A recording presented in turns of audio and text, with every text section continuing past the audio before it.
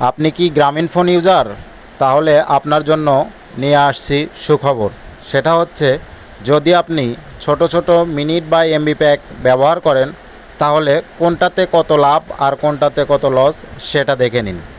আপনি 7 দিন মেয়াদে যদি এমবি রিচার্জ করেন, তাহলে 69 টাকা রিচার্জ করলে পাবেন 1 জিবি ইন্টারনেট।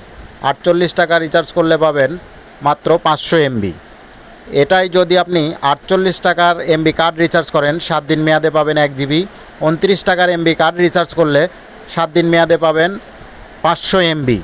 এছাড়াও যদি আপনি 19 টাকা রিচার্জ করে থাকেন, তাহলে পাবেন 20 মিনিট। কিন্তু যদি 19 টাকার ক্যাশ কার্ড ব্যবহার করেন, তাহলে পাবেন 30 মিনিট। আবার যদি 29 টাকা রিচার্জ করে থাকেন, তাহলে পাবেন অনলি 20 মিনিট।